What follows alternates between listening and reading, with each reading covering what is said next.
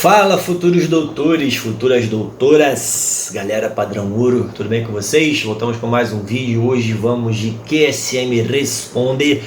Já tem um tempinho desde que saiu o último, vamos tirar aqui as dúvidas de vocês.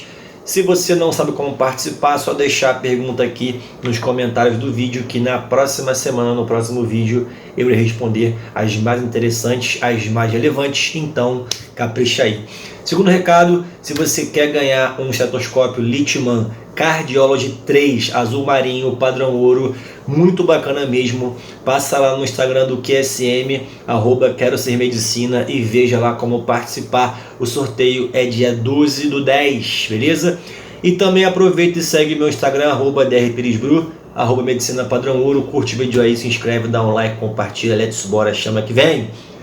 Primeira pergunta, Lívia Vargas: haverá alteração no vestibular para medicina após a mudança oficial do ensino médio prevista para 2020?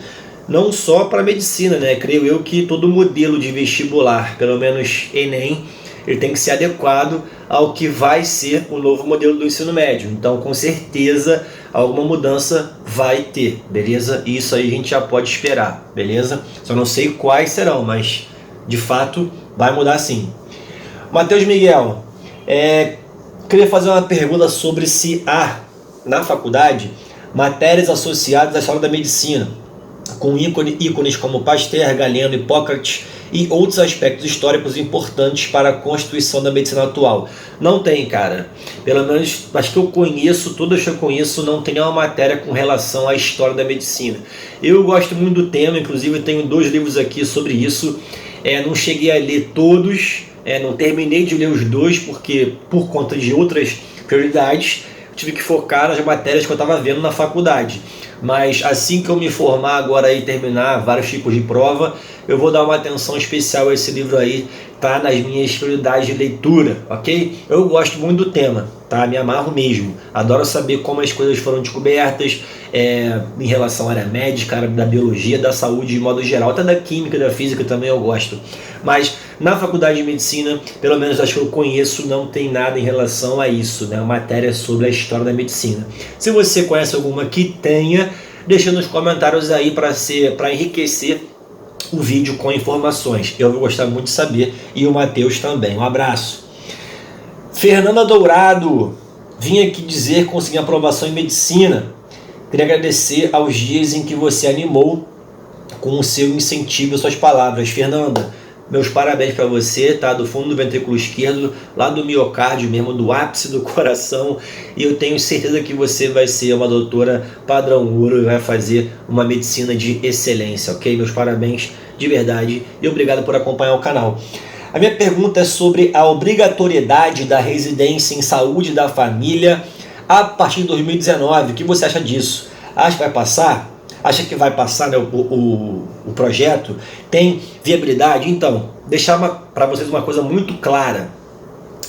Esse processo aqui de tornar obrigatório pelo menos 1 ano em medicina da família e comunidade para as residências de acesso direto, vulgo pediatria, clínica médica, ginecologia, obstetrícia, cirurgia geral e psiquiatria, das que eu me lembro aqui na cabeça. Segundo esse projeto, antes de você entrar na residência que você realmente quer, você tem que fazer pelo menos 1 ano na residência em medicina da família e comunidade. Agora veja bem, isso veio na lei dos mais médicos. Agora não lembro qual foi o ano que ela implementou, acho que foi 2012, não sei. Mas de acordo com essa própria lei, esse processo só pode acontecer a partir do momento em que haja vagas para medicina, vagas para residência de medicina da família e comunidade para todos os médicos formados. Ou seja, você tem que ter uma quantidade de vagas igual à quantidade de médicos formandos para que todos possam fazer essa residência médica pelo menos 1 ano para depois entrar na que eles querem. Então, assim, eu sei que está previsto para 2019, mas isso só vai acontecer a partir do momento que eu te falei que tiver o número de vagas dessa residência igual à quantidade de médicos que estão formando no nosso país. E eu não sei se isso está muito próximo de acontecer. Beleza? Então isso é um fato. Creio que não vai rolar agora em 2019. E na minha opinião é o seguinte: eu acho que nada que obriga as pessoas a fazer eu acho válido. Então assim, qualquer coisa, nada não, tudo que obriga as pessoas a, nada não, tudo que obriga a pessoa a fazer alguma coisa eu não acho válido. Então acho que assim, obrigar o estudante a ter que fazer 1 ano de medicina da família e comunidade eu não acho legal. Sabe por que não? Porque ele vai acabar fazendo de má vontade. A pessoa que quer seguir essa área, ela tem que querer, tem que gostar, porque é uma área que você tem que ter bastante atenção com o paciente, bastante vínculo, você tem que investigar não só o paciente, mas seu ambiente familiar, como é que anda o seu lado financeiro, você tem que ter o perfil adequado para isso, você tem que gostar bem daquele trabalho. Então, eu acho que se você quer atrair o profissional médico para essa área, você tem que utilizar outros recursos. Aí são outras discussões, mas não a obrigatoriedade. Então, na minha opinião, eu, Bruno Pires, tá? Respeito quem não acha como eu acho, mas eu discordo de uma obrigação como essa. Não acho bacana. Por um motivo muito simples. Vai acabar que os profissionais eles vão fazer por obrigação, e o pior é que a maior qualidade que esse tipo de medicina tem é você criar o vínculo do médico com o paciente. Então, imagina, o médico tem que ficar lá 1 ano, depois sai, o vínculo foi quebrado. Então, essa própria medida ela é antagônica a um dos princípios fundamentais da medicina da família, que é você criar um vínculo com o paciente e acompanhar a família inteira durante um tempão da vida deles. Você tem que conhecer pai, mãe, irmão, tio, filhas, já saber o nome da família inteira, e esse processo acaba que ele quebra justamente esse princípio fundamental. Então eu sou contra, porque obriga, e segundo, porque vai ferir um dos princípios fundamentais dessa área médica, beleza? Renato Fayad, você acha que o fato do vestibular de medicina ser tão concorrido é benéfico para selecionar os melhores, ou vergonhoso para o país, pois restringe muita oportunidade para muitas pessoas que se dedicam? Cara, nenhum nem outro. Olha só, eu acho o seguinte, eu acho que tem que ter uma seleção, claro, tem que ter uma seleção, mas eu acho que do jeito que está hoje em dia, eu não gosto. Eu não gosto porque a concorrência está muito absurda e as particulares estão uma fortuna. Então realmente tem muita gente que merece entrar, que se dedica e não consegue entrar por várias circunstâncias, ou porque estava mal no dia, psicológico abalou, deu branco, enfim, uma série de coisas, ou porque estudou errado, mas se dedicou. E na minha opinião, não é porque a pessoa não passa nesse crivo atual, que é o vestibular, que ela não seria um excelente profissional médico ou médica. E também tem gente que passa, consegue passar nessa seleção atual e não vai ser um profissional tão bom. Então eu acho que tem que ter uma seleção, claro, para você colocar na faculdade pessoas que tenham a capacidade de aprender medicina. É isso que eu acho ideal. Não é você colocar na faculdade gênios ou pessoas que conseguiram se doutrinar no processo do vestibular para conseguir mandar um notão no Enem ou no vestibular que foi passar. Eu acho que a seleção ela tem que ter um certo crivo para colocar pessoas que têm a capacidade, o potencial de se tornarem bons profissionais médicos ou médicas. Eu acho que é a faculdade em si, por si só, que tem que selecionar dentro dela aquele que está preparado ou não. Porque eu acho que a pessoa tem que ter oportunidade de vivenciar aquilo, né? Todo mundo que tem uma certa capacidade, de interpretar um texto, de fazer uma leitura, raciocínio lógico, uma certa capacidade cognitiva mínima, deveria ter a oportunidade de entrar na faculdade de medicina para ver como é que é realmente perto. E eu não acho que o vestibular tenha que ser o processo que vai selecionar quem pode ser médico ou não. Eu acho que isso é um papel da faculdade. Então, eu também tenho a opinião que o processo de seleção das faculdades, de aprovação por cada período, deveria ser muito mais rígido. Minha opinião, deveria ser muito mais rígido, porque de um modo geral, seja faculdade particular ou pública, a gente tem dificuldade porque tem grande volume de matéria, tem grande volume de conteúdo, mas cara, não é um bicho de 7 cabeças, não é, tá? Cansei de ver pessoas de várias faculdades diferentes que não levavam tão a sério, estudavam de véspera de prova, não tinham um rendimento tão bom e foram passando aos trancos e barrancos. De repente, no futuro, essa pessoa consegue, cara, levar o negócio a sério, virar o jogo e ser um bom profissional. Mas eu acho que a faculdade de medicina, de modo geral, dá muito mole ainda. Então eu não sei como é que isso deveria ser feito, de repente fazer acompanhamento mais de perto dos estudantes, tanto não só em termos de prova, de nota, não é só isso, mas termos psicológicos, fazer um trabalho mesmo de saúde mental do estudante e criar no estudante justamente a mentalidade de se importar realmente com o que ele está fazendo, com a profissão, que é servir a comunidade, servir a sociedade e servir ao próximo e ao seu sistema. Claro, ganhar dinheiro é bom, sim, eu também quero grana, óbvio eu quero grana, quero viver bem, quero viajar, quero comprar meu carro, quero viver num bom apartamento, uma boa casa, claro, mas o princípio fundamental não deve ser esse. Então, eu tô nessa linha de raciocínio, tá? Eu não gosto do vestibular como ele é hoje, mas também acho que ele tem que existir para poder colocar pessoas que têm a capacidade de se tornarem bons profissionais dentro da faculdade, beleza? Essa é a minha opinião. Eduardo perguntou: em caso de câncer no cérebro, o paciente é acompanhado por um oncologista e um neurologista ou apenas um dos dois? Além disso, se vier precisar de uma cirurgia, como deve ser realizado o trabalho do neurocirurgião? Olha só, paciente que tem um tumor, um câncer no cérebro, ele vai ser acompanhado por um neuro e por um onco. O neuro, ele vai avaliar as implicações e as complicações clínicas, neurológicas que esse tumor está causando nesse paciente. Em muitos casos, o próprio neuro pode lançar mão também no tratamento de alguns tipos de tumores, beleza?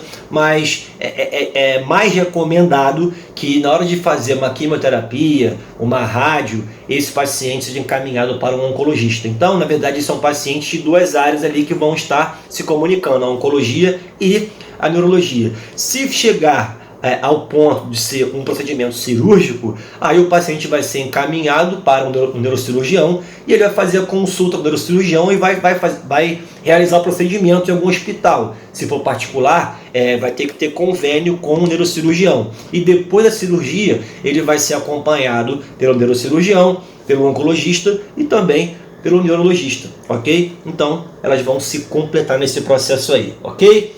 Show de bola. Annelise Leal: você acha interessante estudar no ciclo clínico por apostilas de curso de residência ou melhor estudar pelos livros das bibliografias mesmo? Depois, se puder, faz um vídeo falando sobre a disciplina do ciclo clínico, como você achou mais fácil estudar. Esses vídeos aí eu estou fazendo, tá? Eu estou fazendo por etapas, né? Eu estou falando de matéria do ciclo básico e depois eu vou abordar com certeza do ciclo clínico e no final do internato. Olha só, no ciclo clínico, se você quiser estudar por apostila de curso preparatório, Medcel, por aí vai, dá, beleza? Mas assim, é importante que você tenha pelo menos os livros fundamentais para as áreas que você quer seguir. Se você quiser, por exemplo, fazer clínica, é importante você ter um livro de medicina interna, um Harrison, Cecil. Se você quiser fazer cirurgia, é importante você ter um livro de cirurgia, porque lá você vai conseguir aprofundar depois também nessas áreas, né? As apostilas são ótimas, são excelentes, são muito boas mesmo, tá? Mas aquilo é uma coisa que está mais resumida, mais mastigada para você mandar bem. Não só na própria residência, mas você consegue usar muito no dia a dia e na prática médica. Eu acho que é válido sim, tá? Usar no ciclo clínico. Eu usei a apostila do ciclo clínico, eu usei a apostila da Medcel no ciclo clínico, usei de outros cursos também. Eu acho que dá, beleza? Mas não pode abrir mão também dos livros clássicos que são a principal bibliografia. Eu acho interessante você ter pelo menos alguns de acordo com o que você mais gosta e que pretende seguir, tá? Daniela Vasconcelos: por que os médicos entram em divergência sobre o tratamento do paciente? Cada médico tem a sua própria interpretação sobre cada medicamento? Passei mal, fui atendido na UPA com propanolol. No arritmologista foi permitido tomar em casa de SOS a medicação. Já no cardio foi retirada pelo residente, pelo professor. Fiquei sem entender. Cada médico tem uma opinião e faz seu próprio julgamento sobre medicação. Também não é bagunça, né? Claro que cada um tem sua opinião. Senão, você teria um robô ali atendendo, né? Olha só, a questão é o seguinte. Dentro de uma doença qualquer, existem vários tipos de abordagens que podem ser feitas, ok? Algumas são o padrão ouro, a primeira opção, algumas são a segunda escolha, algumas são a terceira escolha, só que isso vai depender de cada perfil. E o outro detalhe é o seguinte: às vezes, em um serviço, em um hospital, o médico vai usar em você aquilo que ele pode, aquilo que ele tem. Então, por exemplo, muitas vezes eu quero usar no paciente uma atorvastatina, que é um dos melhores tipos de remédios para baixar o colesterol ruim do sangue. Mas no SUS não tem, só tem simvastatina. Então eu vou usar aquilo que tem. Ou então, em outros casos, falta um remédio mesmo que tenha no SUS, eu vou ter que usar outro. Então, assim, na verdade, existem interpretações dos médicos, sim, beleza? Mas não é bagunça. Você também não pode fazer o que você quiser. Tudo isso tem que seguir protocolos bem estabelecidos que são publicados em sociedades internacionais de cada área médica, ou, no caso do Brasil, que são implementados no SUS e são respaldadas pelo Ministério da Saúde. Então isso depende muito, sim. Um médico pode preferir um tipo de medicamento do que outro, mas tem um limite. Então você tem que ver nesse caso por que o médico usou um remédio e no outro hospital você acabou tomando outro. Pode ser também por alguma outra situação. Às vezes na emergência é melhor você usar um tipo de remédio e depois no acompanhamento clínico é melhor você usar outros. Então assim, tem muitos fatores que se relacionam nesse seu caso, tá? Então a resposta é sim, cada médico pode interpretar e usar a conduta ou medicação que ele melhor entende, que ele acha que vai te beneficiar mais, mas tem um limite, beleza? E tem que ser algum procedimento respaldado pela associação da área que ele está atuando, ou no caso se for um serviço público, pelo SUS, e se for um hospital particular, pelo protocolo que esse hospital segue, beleza? Que muitas vezes não é o protocolo do SUS, beleza? Endrigo Neves Chaves, tem um tremor leve nas mãos, até que ponto isso poderia prejudicar caso eu queira ser cirurgião? Cara, nenhum ponto. Cirurgia não é algo delicado, claro, tem algumas áreas que são, né? Cirurgia plástica, cirurgia oftalmológica, a neurocirurgia um pouquinho mais, até que não é tanto. Mas, cara, cirurgia é algo bruto, cirurgia geral, ortopedia, cara, cirurgia torácica. Então, assim, um tremor fino nas mãos não vai atrapalhar você em absolutamente nada. Claro, de acordo com qual área cirúrgica você quer seguir. Carolina Bandeira, tenho muito interesse na área cirúrgica, porém me identifico com a medicina de família e comunidade, pelo contato estreito com o médico e o paciente. Portanto, a pergunta é, você acha que uma especialização cirúrgica para o médico do PSF seria relevante? Tem como a gente unir medicina da família e área cirúrgica? Cara, na verdade, em termos de prática médica, não, porque a cirurgia ela já é um procedimento que a gente chama de nível de complexidade maior. E na atenção básica, medicina da família, você só vai fazer a atenção primária da saúde. Não existe nenhum tipo de procedimento cirúrgico em posto de saúde da família, clínica da família, não tem. E você não vai poder também fazer, atuar com o seu conhecimento cirúrgico nesse ambiente. Então, se for no SUS, por exemplo, o que você vai poder fazer? Se você quiser operar, você vai atender o paciente no posto de saúde da família, você vai ter que referenciar esse paciente pelo SUS, pelo CISREG, por exemplo, para um lugar que você trabalha, que seja público também, e você vai ter que, por exemplo, torcer para que, ou então você pode indicar na sua referência que o sistema encaminhe o paciente para lá. E aí, se ele for lá no seu dia ou no seu serviço, você pode abordar, atender e operar aquele paciente. Então a resposta para você é não. Em termos de prática cirúrgica, não dá. Agora, é claro que você, como cirurgião, na clínica da família atendendo, você vai saber identificar melhor, né, se algum tipo de patologia requer uma intervenção cirúrgica mais rápida ou não. Beleza? Isso com certeza o cirurgião ele vai ser melhor do que uma pessoa que não é cirurgião, né? Mas nesse caso, em termos de atuação na prática do dia a dia, infelizmente não vai te ajudar, ok? Beleza.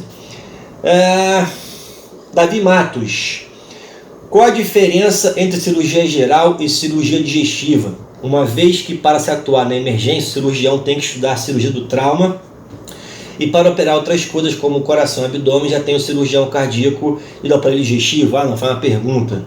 Ele emendou uma afirmativa com uma pergunta. Mas olha só, cara, emergência é o seguinte, emergência, você vai ter cirurgião geral. Claro que se aparecer uma coisa muito complicada na emergência, no serviço da cirurgia geral, você pode ter cirurgiões que são de outras áreas.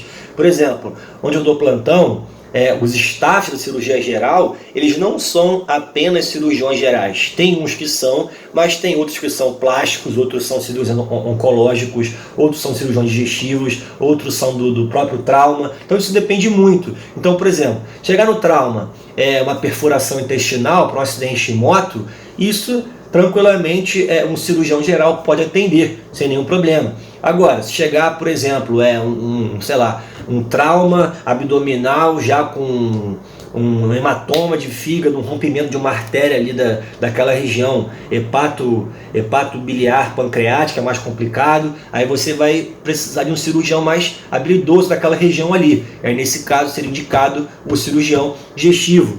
Então assim, na emergência do trauma, onde os cirurgiões estão, não tem só cirurgião geral, beleza? Eles são cirurgiões gerais e também, em muitos casos dos staffs, eles são cirurgiões de outras áreas também. E uma boa equipe de staff em um hospital, ela tem um equilíbrio desses profissionais, beleza? Então você tem cirurgião do trauma, digestivo, cirurgião torácico, cabeça e pescoço, cirurgião oncológico, e aí cirurgião plástico, e aí esse mix faz uma boa equipe de cirurgia da emergência, sacaram?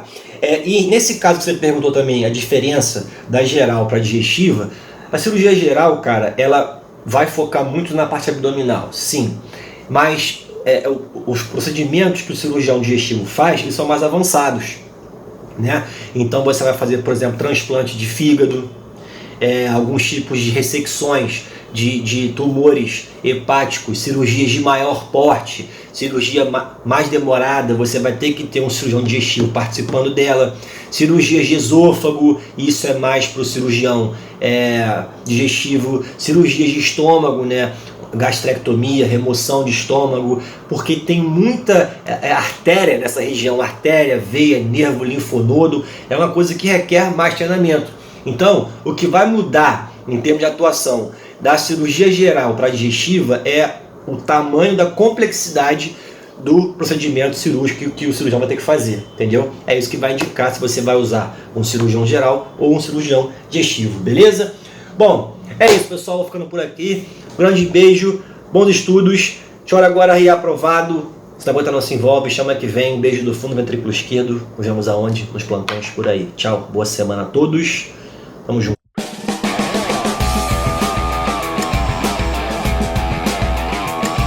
A bancada que os médicos ficam.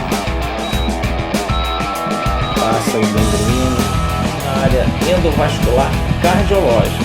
Beatriz Souza, pela batalha para alcançar a média.